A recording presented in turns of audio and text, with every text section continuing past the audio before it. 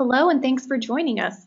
On behalf of the Environmental Finance Center Network, I'd like to welcome you to today's webinar, Regional Development Organizations, Supporting Water Infrastructure and Improving Quality of Life. My name is Tess Clark. I work here at the Syracuse University Environmental Finance Center. This map shows where our registrants are tuning in from today. You can see that we have over 170 people joining us from all over the country. That's 170 people registered, so welcome.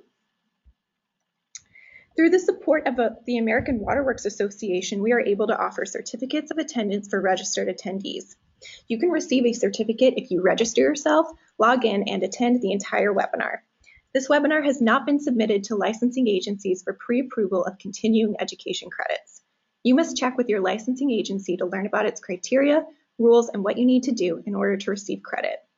Again, these certificates are provided through AWWA. For attendees who have an AWWA customer record, your certificate will be uploaded within 30 days. If you don't yet have a customer record, you'll receive an email from AWWA requesting you to create one to receive your certificate. If you don't create a customer record, you will not receive a certificate.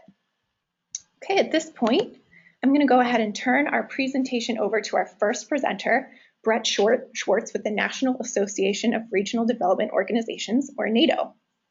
Brett is an Associate Director at the NATO Research Foundation. All right, Brett, welcome. All right. Great. Well, thanks so much, Tess, and hello, everyone. Again, my name is Brett Schwartz. I'm an Associate Director at the NATO Research Foundation. Really grateful to be a part of today's webinar and share a bit about the role of regional development organizations in supporting drinking water infrastructure projects. So I'll speak for just a few minutes to set the stage, and then I'll introduce two of our members who will talk about the work of their organizations assisting small water systems in their regions. So next slide. So as a quick background, NATO is the National Association of Development Organizations, and we're based in Washington, D.C. We're a membership association of regional development organizations across the country that serve primarily smaller metropolitan and rural regions. So we provide training and advocate on Capitol Hill for programs of importance to regional organizations, including EDA planning grants, HUD CDBG, USDA programs, brownfields, federal highway, and much more. Now, I'm a part of the NATO Research Foundation, which is the nonprofit research wing of NATO, and we're federally funded through grants to organize trainings and events and conduct research and share best practices on a host of regional planning, economic development, and transportation issues. So we're really happy to be a small part of the Smart Management for Small Water Systems project and partner with the Environmental Finance Center Network on this important work that affects all of you on the call today. The next slide. So we use the general term Regional Development Organization, or RDO, to describe our members. And depending on what part of the country you're in, these organizations may go by different names that you can see listed up on the screen, such as councils of government, economic development districts, regional planning commissions, or other local names. But no matter what they're called in your state, these are all public-based entities that really play an invaluable role in fostering intergovernmental collaboration among federal, state, and local officials. Many of them deliver and manage federal and state programs and work to solve area-wide issues and address the fundamental building blocks required for competitive and sustainable communities and economies. So RDOs provide various types of support to their member communities in a host of service areas. Their diverse portfolio may include promoting strategies in the areas of planning, housing, transportation, infrastructure, workforce, social services, and other sectors. And today we'll talk more about how this multidisciplinary focus is really an asset when addressing water issues as well. The next slide. So before we get into our case studies today, I want to share some brief points about the variety of ways that RDOs support their region's water systems. So their work is oftentimes behind the scenes and out of the limelight, but really critical to making these projects a success. So this can include facilitating access to funding, data collection and mapping, supporting regionalization, and promoting broader general economic development. So let's take a closer look at these. So next slide. So the most common way RDOs support local water systems is by helping counties and communities access funding through grant writing, providing administrative assistance, and leading capacity building efforts. So RDO staff can pursue funding from a mix of sources and provide guidance and oversight from initial grant preparation all the way through final project closeout. So in addition to state-specific funding streams that you're familiar with, popular federal sources include US EPA Drinking Water State Revolving Fund, HUD CDBG grants, USDA Rural Development Funds, EDA Public Works grants, and grants from federal state commissions such as Appalachian Regional Commission and the Delta Regional Authority.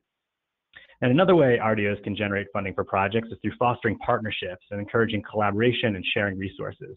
And we'll be hearing a great example of this in just a few minutes with the Southwest New Mexico Council of Governments partnership with the Grant County Water Commission to organize funding for a multi-phase project.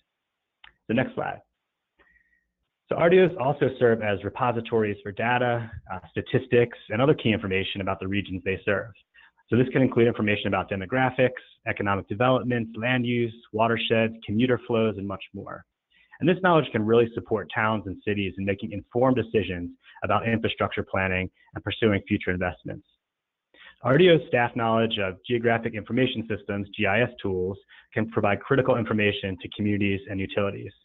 For example, up on the screen here, North Carolina's Western Piedmont Council of Governments partnered with the town of Maiden to identify all of that town's utilities features, including water, wastewater, stormwater, and electrical mechanisms. So over 15,000 components were identified over a year, which included water meters, lines, hydrants, sewer lines, stormwater flows. These were then cataloged using GIS for local staff to access and use in real time from the field, which you can see up on your screen. So this up-to-date resource has replaced the dated kind of hard copy maps that the community's been relying on for years. Next slide.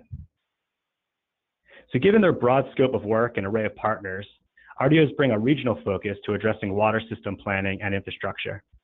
With their emphasis on collaboration, RDOs can initiate projects and infrastructure improvements that promote efficiency, keep costs down for consumers, improve water quality, and break down barriers between municipalities in the pursuit of funding opportunities. For example, the Low Country Regional Water System in South Carolina is an example of a regional effort which has led to multiple benefits for local businesses and residents. The Low Country Council of Governments initiated the regional water system after years of working on separate, though similar grant applications from various communities in its region that had a common need for water systems upgrades, but had never really worked together. So after nearly 10 years of planning, fundraising, conducting viability studies, and research, that regional water system was established in 2012 and serves around 7,000 people through consolidated water and sewer systems. Next slide. And finally, we know that without well-functioning and cost-effective utilities, economic development opportunities and business expansion process are severely limited for our towns and cities. So water systems infrastructure and upgrades are therefore often part of larger economic development projects supported by RDOs and their partners. So these can include very localized site-specific projects, as well as much larger examples to support an industry cluster. So up on the screen, we see an example from the Northeast Mississippi Planning and Development District that was instrumental in serving as a coordinating agency between Marshall County and the state of Mississippi to fund a project for water, sewer, wastewater, gas, and access road improvements, which allowed an international installation company to expand its operations in the region and meet consumer demands. So through these improvements, which are pictured as a work in progress on the screen here, and funded by CDBG state funds and the company's own private investments, 134 jobs were created for this rural community and really led to the retainment of a multinational company for the region, which was a real game changer. So next slide. So all the stories that I just mentioned and more are written up in a short blog post that's posted on our website. So if you want to take a deeper dive and learn a bit more about some of these examples, please visit our website at nato.org to access that page. And next slide. So yeah, please get in touch after the webinar if you have any specific questions about regional development organizations or our work in general at NATO and the NATO Research Foundation. If you aren't already working with your local RDO, I really encourage you to do so and hope you'll understand why after hearing the great examples coming up shortly on this webinar. If you're unsure about which RDO serves your region, please get in touch with me and I can make a connection with staff there. So next slide. Great, so now I'm really excited to introduce our speakers, the real stars of the show today, from two of our member RDOs who are doing some really powerful work in their regions and supporting drinking water systems for communities of high need. So first we'll hear from Priscilla Lucera, who's the Executive Director of the Southwest New Mexico Council of Governments based in Silver City. Priscilla will talk in depth about the Grant County Regional Water System project I mentioned briefly earlier. After Priscilla, we'll hear from Jared McCarthy, the Mobility Manager and Community Developer at the River Valley Regional Commission, located in Americus, Georgia. Jared will talk about the Regional Commission's role in supporting critical multi-phase and infrastructure improvements in the small city of Montezuma. So with that, I'll turn it over to Priscilla in New Mexico to start our case studies. Again, thanks for joining us today. And Priscilla, you can take it from here. Well, good afternoon, and thank you for having me as part of this webinar, and I'm hopeful that I can provide some valuable information to all those participants that are here today. And so I think it's a wonderful way of doing this.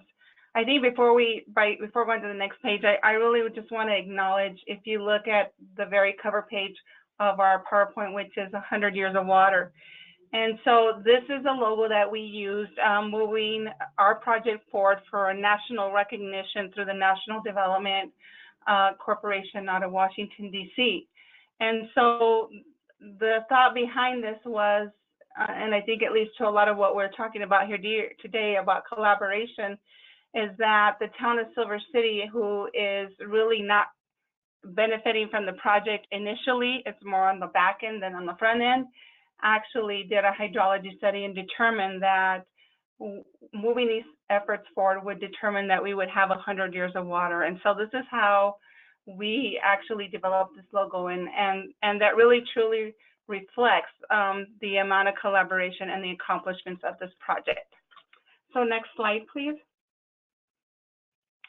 I think before I go into talking about the county overview, one of the things I want to mention is that for me working with local governments and water systems is that this did not come easily. So in my 30 years of my career, we attempted to do this back in the early 90s, and nobody would sit at the table together.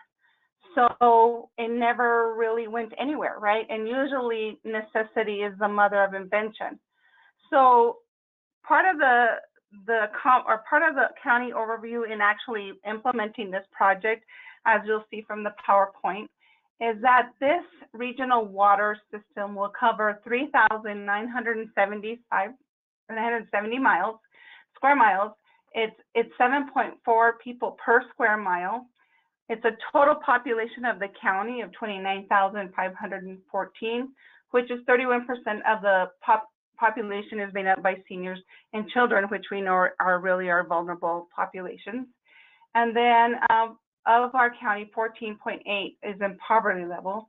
And this actually benefits 11 entities providing water. And that includes municipal governments, but it also includes your mutual domestic water consumers associations. One thing that I want to mention in addition to that, I think that was instrumental in getting the funding allocated, specifically with the phase 1 of this project, was that we had over 65 colonias designated areas in our region that really helped us secure funding because of that designation, because of our proximity to the border. So that's a total of 10,394 water connections. Next slide. So when we look at the project history, this chart shows that we really started developing the water planning process around 2006. But prior to that, what really happened was that all of these local governments were dealing with a wastewater issue. And the wastewater issue is that they could no longer accept any gray water from any of the septic tanks, and that was going to be a transportation cost to each one of the local governments in thousands of dollars, in which they did not have. So this is how we started to convene about the wastewater issue and how we managed to resolve that issue by working collaboratively with these local governments. And that's what you see in 2006 is where we actually formalized the Grant County Water Commission, which is under a joint powers agreement with all the local governments within this county. I will say that town of Silver City is very forward thinking in the aspects that even though they have outlying communities, they know that those outlying communities are either 10 miles away from coming and spending their dollars within Silver City. So he really had a bigger picture view, is that whatever they do to help the other areas within the county, that would be a benefit to the town, because they know that they're the largest populated community.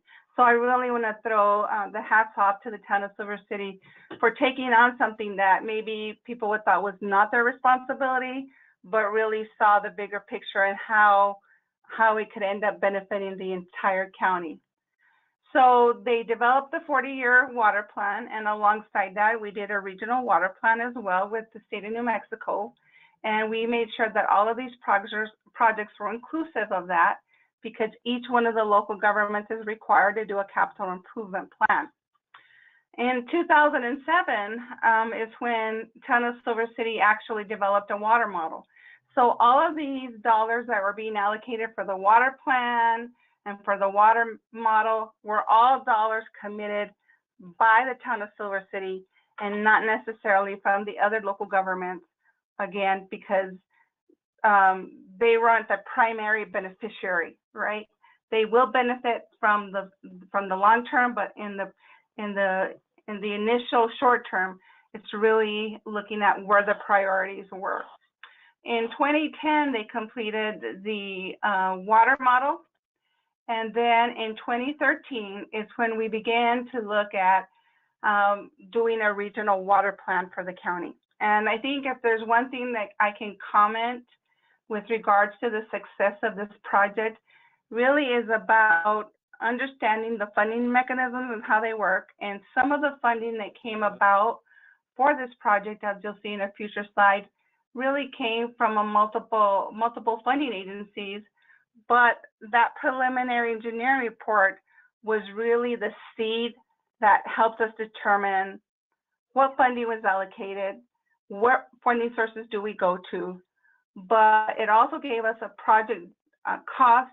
And one of the things that's really unique, I think, to New Mexico is that each one of the funding agencies in New Mexico decided they were all going to follow the USDA water and wastewater guidelines, so that when anybody would secure funding for doing a PER, then that was the most stringent.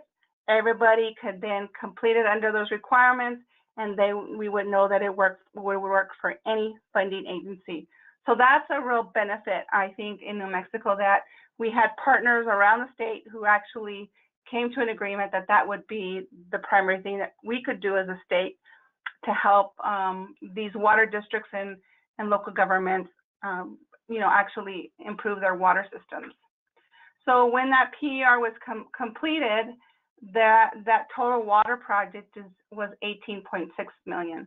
And as you know, as time goes on, 2013 was, a few years ago, and so those dollars those estimates continue to increase. One of the additional things I think that was another primary, another feather in the Town of Silver City's cap is that they had water rights that were closest to the one community that was being served by the mining company. And this is where a lot of the need came from. It was initially a copper mining town.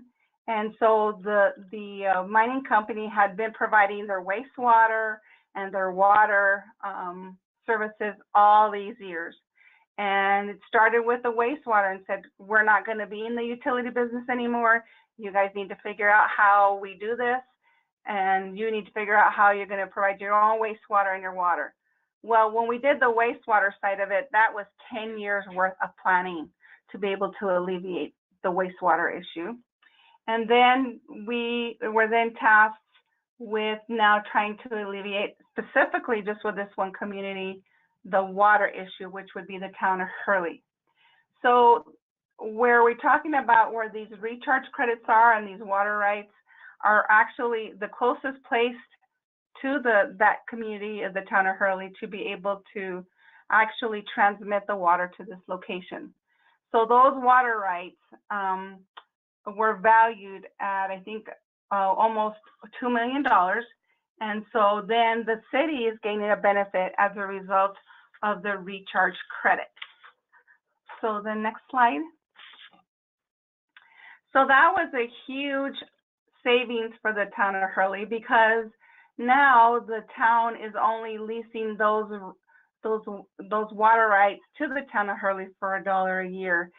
And the intent is to bring all of that water from that site all the way back in to Silver City. So that means you're going to reach all those 11 communities coming back into the town of Silver City. And it was determined early on that Hurley was the primary phase one because they had a deadline of December 31st of 2018 to find a new water source.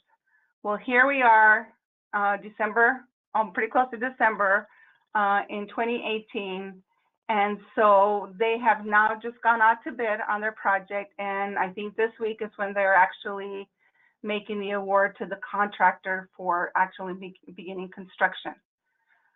And you can see one of the things that happened is that Town of Silver City then applied for money for the PER through a Colonias program that we have at the state level, and then led to also advocacy under another initiative through the State Water Commission that led to allocating funds of $2.1 million from a specific settlement that occurred in New Mexico.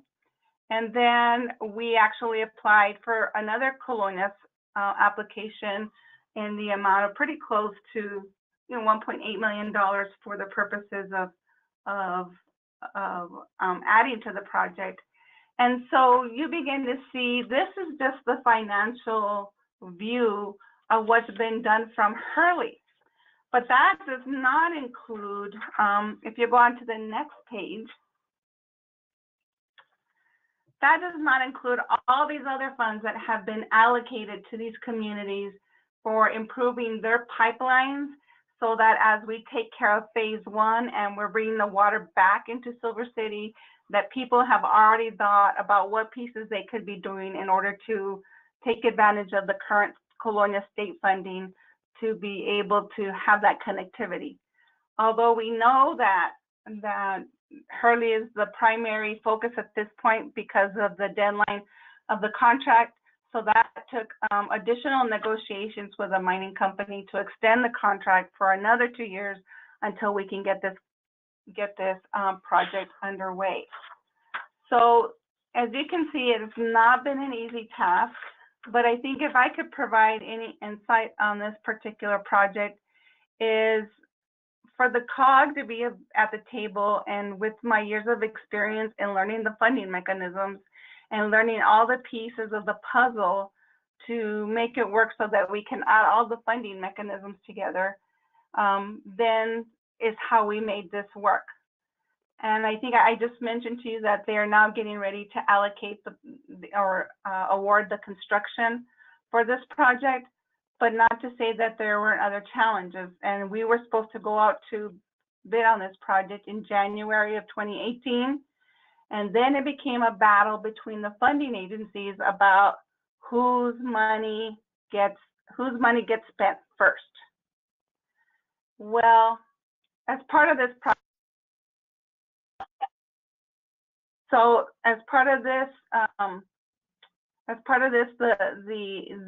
USDA statutorily is required to spend their money last. So we had to jump through all those hurdles in order to be able to get to the point we are today. So in the previous slide, we saw that a total project cost just for the phase one of Hurley is over $9 million. You can see the total amount of investment from all the water districts and the local governments, as you see here, which was the 19 million. And then now you can see all the other additional funding that we need to bring that to its all phase fruition. Because we're at the phase one right now, what this group through the Water Commission has to look at is how do they become more formalized in order to ensure that all of these local governments maintain the ownership to their water system, but yet how do they work collaboratively to secure the funding so that they have the ability to transmit the water back into Silver City. And so they've been doing rate analysis along those lines so that we can help guide these local governments to making a good sound decision as to how they form that next step of the commission, whether it's a joint powers agreement or what the next level of organization that is. So, and then the last slide, you'll see here all of the participants. And if you look at that center little bubble there, which is the Grant County boundaries, see that little bubble in there, and you'll see all those little dots. And those are all the water systems that are going to be connected as a result of this project. So for me, this has been a huge, huge accomplishment, but I would have to say that none of this would have been possible without all of the local governments really being passionate about what's right for the people. And so we have local leaders that have really seen that. So it has been our job here as the Council of Governments to guide them in every angle, from the planning, understanding the funding mechanisms, to making sure they're on the state plans that are required and any other plan, and making sure that they're taking advantage of every opportunity. And the way we've done that is by actually submitting the applications to these funding agencies for them. So because it is a national award winner, we couldn't be more proud of our accomplishments. But again, none of this could have been done without some wonderful elected officials and thinking from a bigger picture standpoint. So with that, I think that concludes my presentation on the Grant County Regional Water Project. Thank you for the opportunity. Great, Priscilla. Well, thank you so much for a really wonderful presentation and really diving into the ins and outs of that complicated but really critical project that'll really make a difference in the region. So now we're going to jump across the country to Jared McCarthy in Georgia. Is going to talk about the Montezuma project. So Jared, take it away. Hello, everybody. This is Jared. Just presenting a project today that was a multi-phase effort with the city of Montezuma. Really, we did mostly water, but we did a little bit of sewage as well. We applied to the Community Development Block Grant Program, and going beyond just what we did with the project, I was going to talk a little bit too about how to write a competitive grant application. We've had pretty good luck with that, and for the city of Montezuma have gotten to a point where we're almost funded 100% of the time when we go for these funds. And I have a few slides with text that kind of get to the heart of the matter.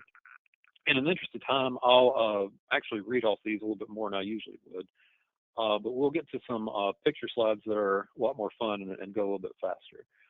But although the funding sources vary in requirements, pretty much most sources want you to show some type of need. The Community Development Block Grant in particular focuses on the needs of the public. The perpetuating poverty, that's the construct that I added that kind of goes into the deeper needs, goes beyond just what you see on the surface. Although we do have to serve areas that are at least 70% low to moderate income, we do show the effects of inadequate infrastructure and how it inhibits people's ability to rise out of that financial destitution. A couple of examples are by lowering property values and affecting the person's health. So it's not just a matter of that first direct impact, but it's really a way of life that keeps people in the lower income end of society. In documenting need, we use work order forms to show the frequency of infrastructure failings. We document the cost repairs, the cost of repairs to show both the debt that has to be passed on to the residents and a situation that inhibits the local government's financial ability to upgrade the system. So that's kind of that circle of poverty that you begin to see there. And EPD finding, which is, for anybody that's not familiar, an environmental finding, or just noting the potential for one, that they're in violation and essentially haven't been caught yet, furthers that same notion that they are in a financial pickle, and this isn't something that they can address without grant funding. A little bit of a subjective touch. Although there is a very objective scoring system in place, I firmly believe in the effect that you have on the personal individual that is reading through your application and making gut decisions on essentially how to score it. We always try to include people in our pictures whenever possible. And we show poverty that's actually outside the scope of our project. For instance, although we focus on the general public, rather than economic development. I show vacated businesses to just show that larger environment of poverty and how it surrounds them at all levels. We also took pictures of very cheap building materials used in private housing, just to kind of show that we really were in an appropriate low-income area. We also reach out to experts. The health department has been great for our applications. They compose a letter that essentially tells of all the health risks that can occur if this issue isn't addressed with the grant funding needed. That can include anything such as exposure to sewage, the pests that are drawn to the fecal matter, or drinking water that is not fully purified. And currently we have undergone 4 phases, hopefully undergoing more, but I'll kind of break those up just a little bit. For phase 1, naturally, pretty common sense, we identify the greatest need in the jurisdiction, and we use the funding application to address that need in the first phase. Really, it's the right thing to do, you know, other than taking other, maybe more financially strategic routes. It establishes some rapport with the funding agency and creates a reputation for your area as having a true need. They know you're not just marketing something that you want grant funding for, but it's actually something that affects the people. For the city of Montezuma, sewage in a specific low-income neighborhood was the greatest immediate need. I know we're talking mainly about water today, but you get a little bit of bonus here with sewage. Some of the approaches we used, we measured the amount of metered water going into the system and then the volume that was reaching the sewage treatment plant. We argued that any water beyond the amount of metered water was from root infiltration and natural decay of the sewage lines. We also calculated the cost of electricity to process the extra water. So that feeds back into that cycle of poverty argument when you start adding in additional costs like that. I also used census data that depicted the city of Montezuma having a higher prevalence of people without vehicles than the state or nation. I then claimed that there was an increased likelihood of residents walking through the neighborhood, increasing their chances of being exposed to sewage backup in people's yards and seepage by the mains of the roads. Just continuing on, also had an elected official note that within the low-income neighborhood, there were likely far more people that would benefit from grant-funded infrastructure improvements than we were able to find with the required household surveys. Many people who do not live in the area permanently did frequent it. Examples are family members whose water or power has been disconnected, those needing social contacts for daycare, etc. That just comes from kind of a familiarity with the area and poverty and whatnot. I actually didn't disclose this before, but this is the town that I grew up in. So I jumped at the chance to, actually serve that area, and was very lucky that it's in the 16 county region that we serve. But in any event, although we were not allowed to count the alternative school for beneficiaries, I did collect a letter stating the health impact on the children, their need for the school, and the jobs that would be lost if the facility had to close due to sewage problems. I knew the alternative school was something that the funding agency could market. That's another thing we try to keep in mind as we compose applications. Even though they couldn't count it as something that fit with their program, they can show it as an extra benefit, an extra impact beyond what they were designed to do. And in fact, we've seen these things pop up in their presentations as they're showing it to the organizations above them. That's usually the Department of Community Affairs presenting to HUD. But even though I generally like to keep different types of infrastructure isolated in their own projects for simplicity of scoring, we decided to include a water line in the sewage project because it was so disturbingly close to sewage. We were already working right there on top of it, so it really made sense to do that. Overall, though, I do like to keep different infrastructures separate because, at least in our state, and this may translate across the nation, but there are different scoring committees for different types of infrastructure. So the more scoring committees you're going before, that's more chances to have your score reduced, more chances for red flags to pop up. So we keep these things as streamlined as possible and it really makes them easier to fund from the funding agency's point of view. And just a few pictures.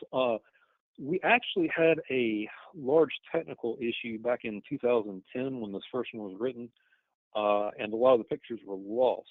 I know a lot of people probably aren't too upset about not getting to see sewage pictures, so that might not be such a bad thing.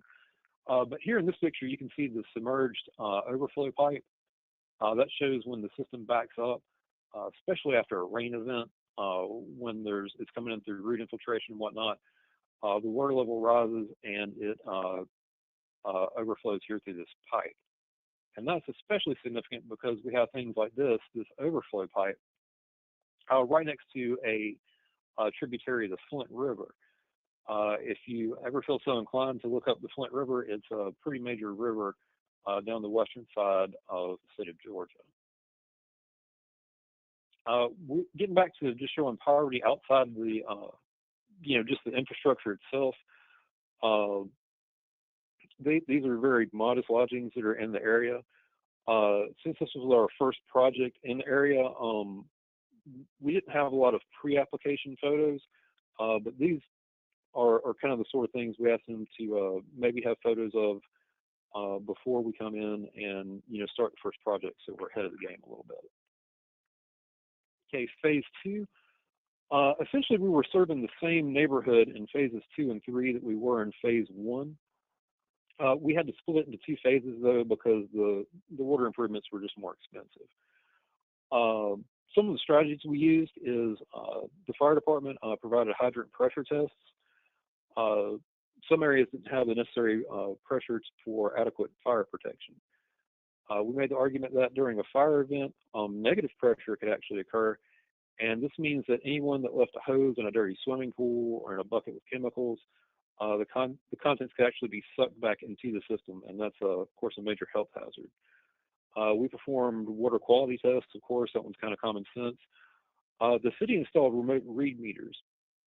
That's something that they wanted that I knew the funding agency would not want to fund, but the city was going out and purchasing these, and we counted those as a cash match, a cash contribution to the project.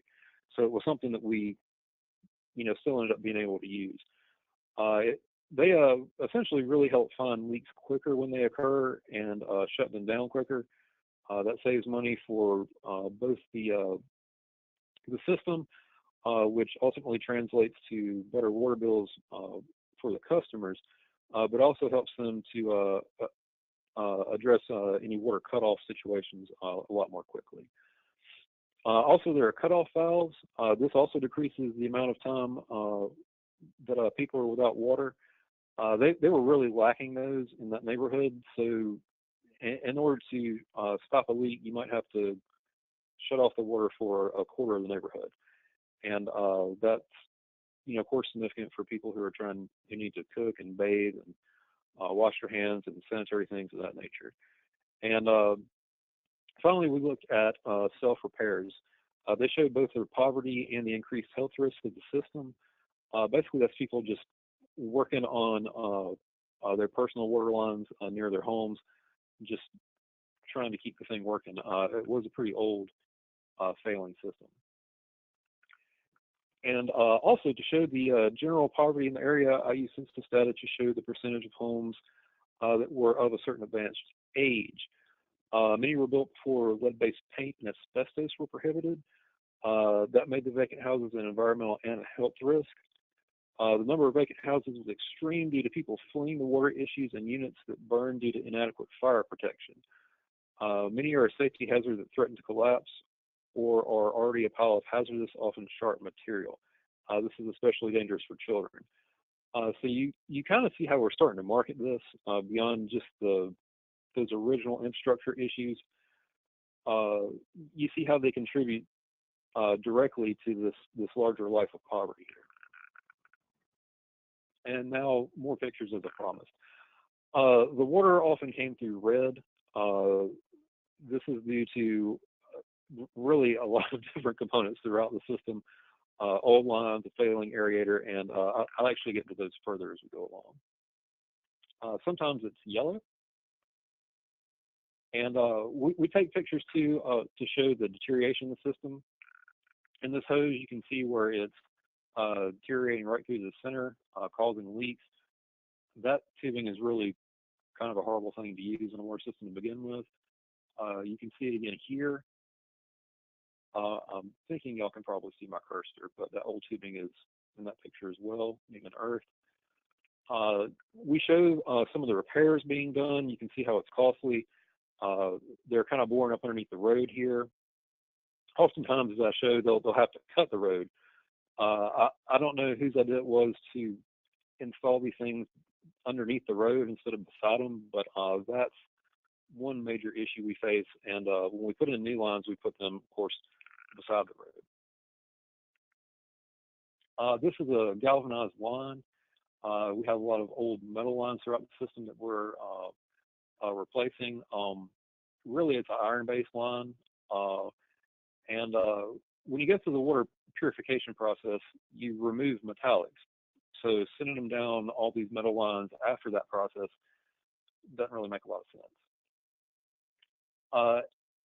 In many cases, they don't really know how deep the pipes are, and that makes digging difficult. They have to dig very carefully so they don't cause more damage. And at the end of the project, the engineer provides as-built for the new lines, which show exactly where they are located, and it makes it a lot easier to access them and work on those lines. This is the copper line that became detached from the main due to deterioration.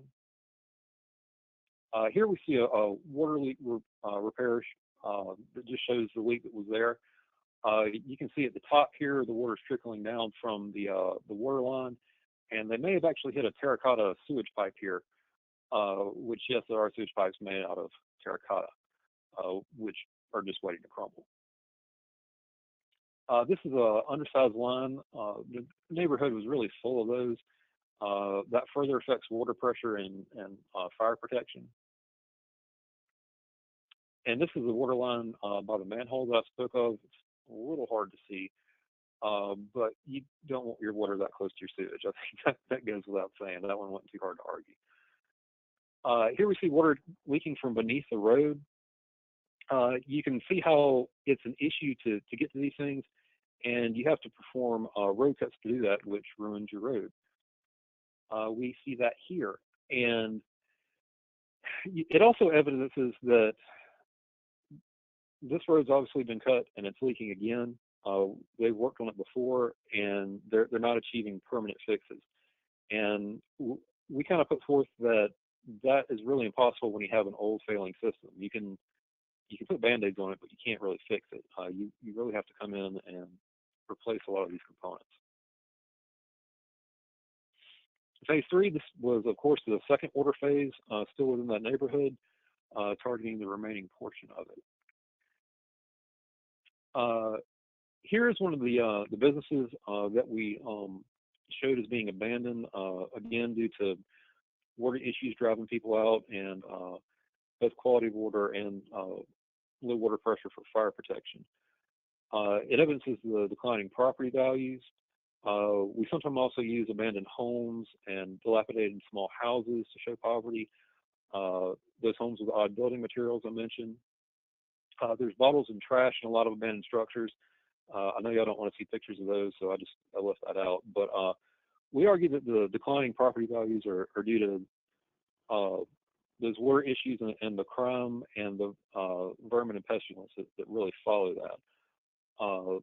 Pretty much anybody who leaves the neighborhood already has, and there are just a ton of vacancies. We also go ahead and address that there are some nicer homes. In the past, this was kind of a red flag. You didn't want to show any prosperity, but I kind of took a different approach and, said those homes are there, and when they come down to do the site visit to determine whether or not to fund the project, they'll see these homes. And so I kind of embraced it and point out that a lot of the nicer homes are still a very modest size. It's really, not a high-income neighborhood by any means.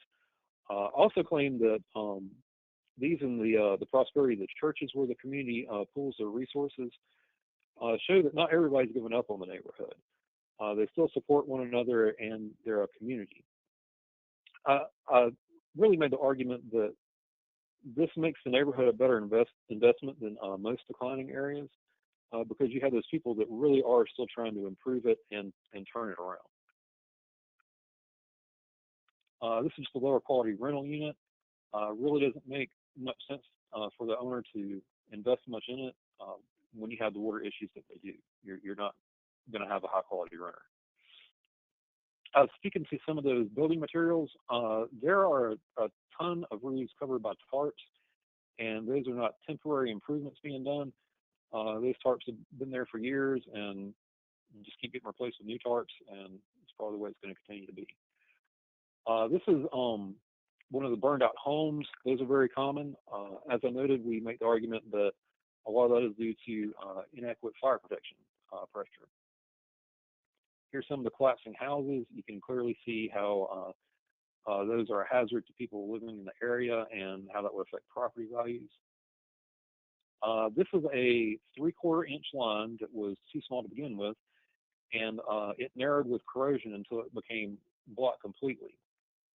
So this kind of shows how a small line, that's not just a 6-point issue. It's something that over time gets worse and eventually becomes a much worse issue of being completely clogged.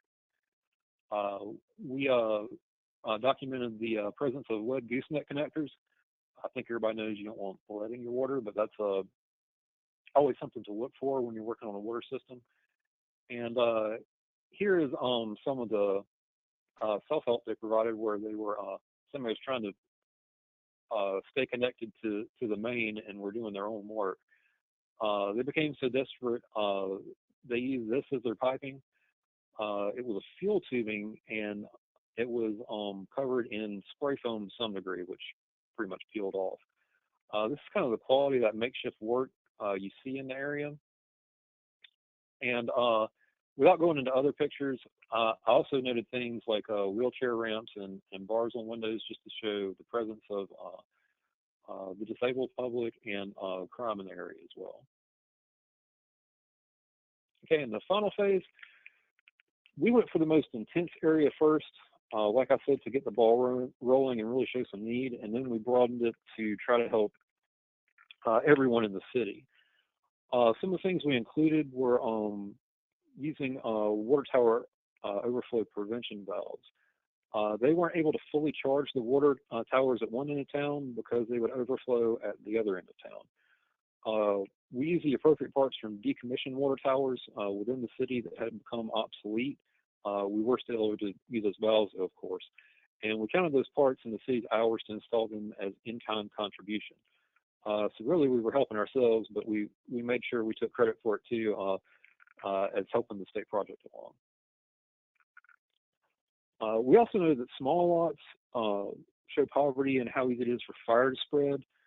This is especially true in mobile home parks and public housing, rental apartments, or in heavily wooded areas. That last one is kind of a rural thing, but the pictures explain it better for me than I could. Many low-income households don't have the tools to fight back vegetation. Abandoned homes are reclaimed by nature, and this creates a network of wood that can spread fires. Here's some mobile homes. There's some stick builts that are similarly very close together, but you see how fire could spread pretty quickly. You see the trees too above a lot of the homes, which can also spread fire. So that makes it particularly an intense issue that we don't have the adequate pressure for fire protection that we need. And here's the picture I was referencing. You can see that network of wood that starts to connect abandoned units to other units. It is literally penetrating the home and connects it to the lots around it. So that becomes an increased danger as well. I continue to note things like the Boys and Girls Club. That's another thing that they can't count as direct beneficiaries. You can't count each individual child. But it is that secondary extra impact that the project had beyond what was designed for. This is just horrifying, and a couple of things to point out. We didn't ask the gentleman to get into the bathtub, and also he actually is wearing shorts. So we tried to edit the picture to keep it as decent as possible. But he is fully clothed, and I guess we thank him for subjecting himself to that terrible water. But in any event, the aerators are supposed to cleanse the water, and instead they dirty the water to this degree because they are malfunctioning. We took some of the work orders and actually paired them up with a sample from that came from that address, and took pictures to just kind of simplify the review process and help the scoring committee really visualize what's going on.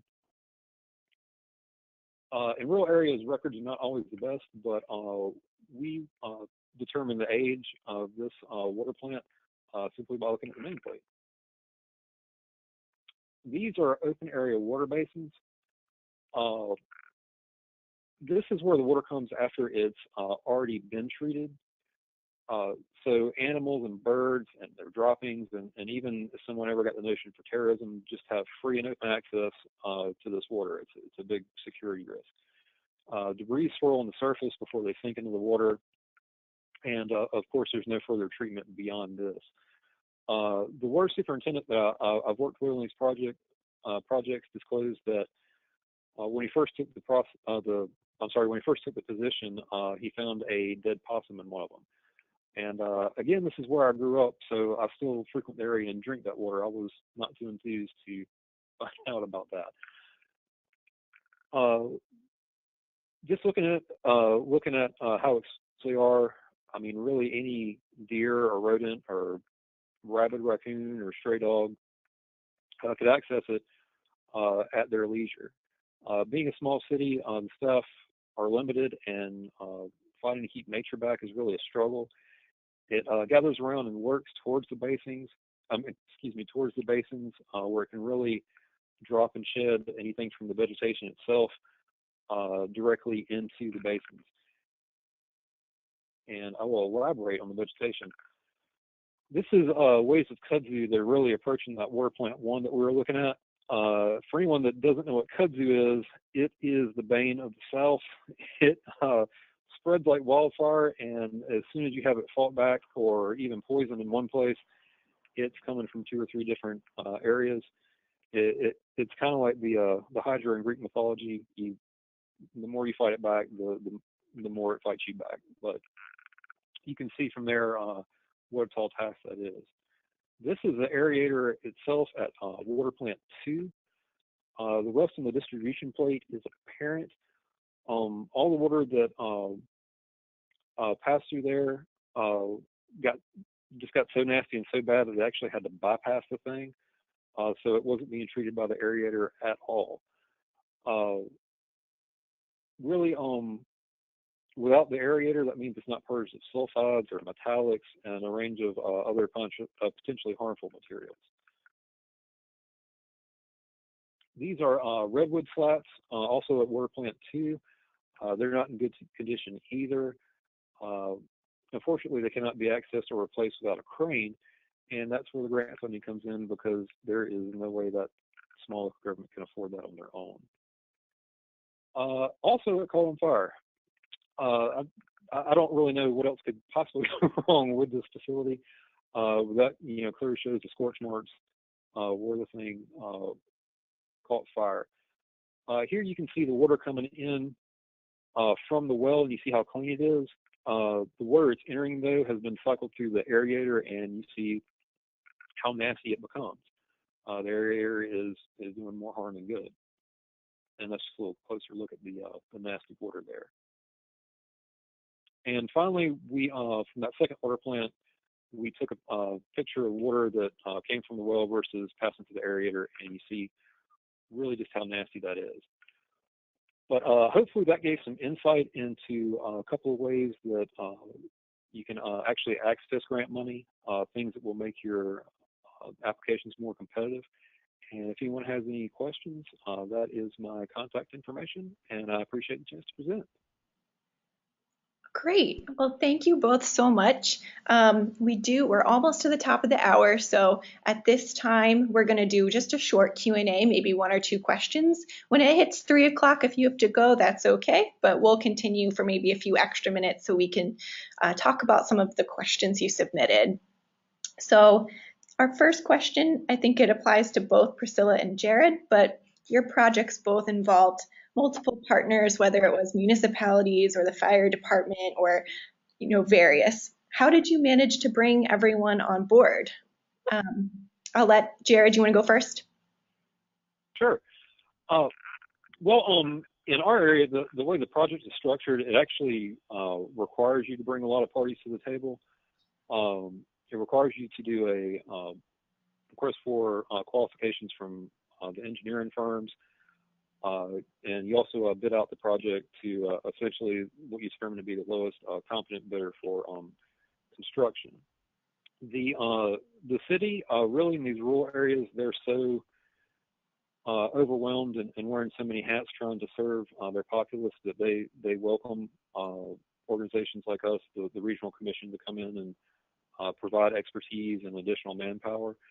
And the RC itself has a range of specialists that we bring to the table all at once. Like we have environmental specialists, historic preservation, everything to get you through the red tape there. So that really gets you past that hurdle.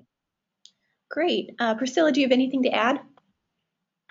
Yeah, I think for me, I think early on in my career, I think the most difficult part was gaining the support and the respect of the local governments, because even though you want to come in and actually conduct a meeting, doesn't necessarily mean that they would proceed with your recommendations. And I have found over my career, the more that I invest time within those local governments and assisting them and helping them, then the more I can encourage them to participate, to show the benefit of working collaboratively.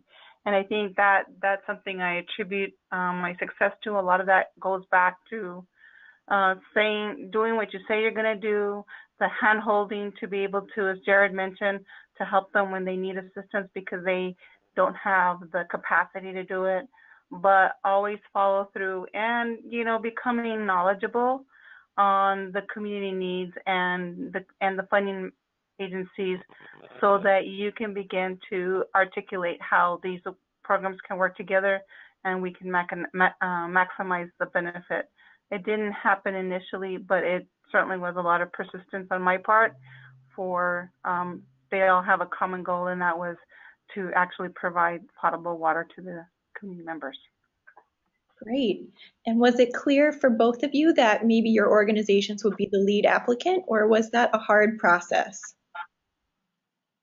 I think for me it was being the lead in convening, because when you work in so many communities, they might not trust another local government, but if I would ask them to come to the table, they would, because of my involvement within the community. And so I think, again, that goes back to the respect and having the ability that they trusted me, and that no matter what I did moving forward, that I was not going to let them, tackle this alone, and that I had proven myself to them, and that they trusted me that what I was bringing them to the table for was really for a benefit of a long-term goal. Did something similar happen for you, Jared?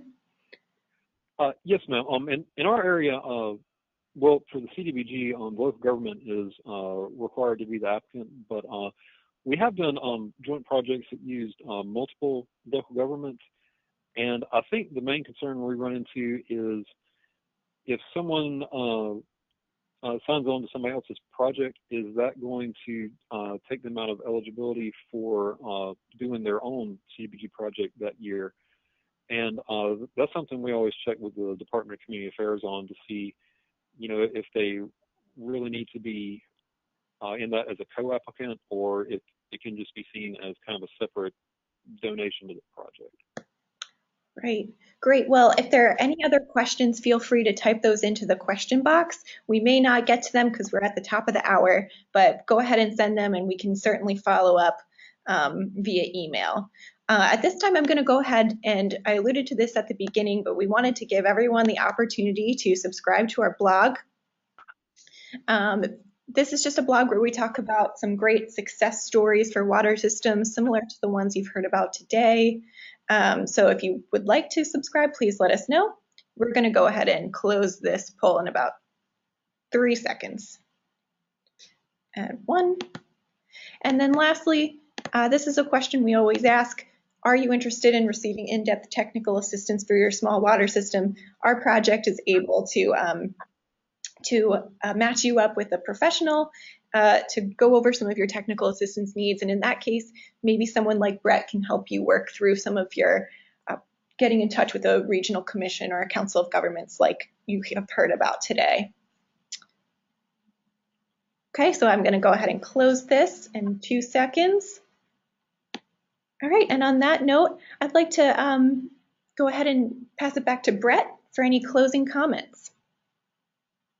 Yeah, thanks, Tess. Well, I want to thank everyone for joining us today, and especially to Priscilla and Jared for sharing the really good work that their organizations are doing with their member communities. Again, as I mentioned earlier, I hope this webinar kind of illuminated the important role that regional development organizations play in this space, whether it's with grant writing or building partnerships or navigating the challenging, federal and state and local funding sources as well. So please be in touch with any of us afterwards if you want to learn more about your regional development organization if you're not already engaged, and we'd love to be able to kind of make those connections and see more and more of these projects happening at the regional level that are really making a difference in people's lives and really promoting public health, improving quality of life, and making communities more livable. So again, thanks again for joining us. Hope to follow up afterwards. And Tess, I'll bring it back to you if you want to close us out here. But again, really great to be a part of the conversation today. Great. Okay, thanks everybody.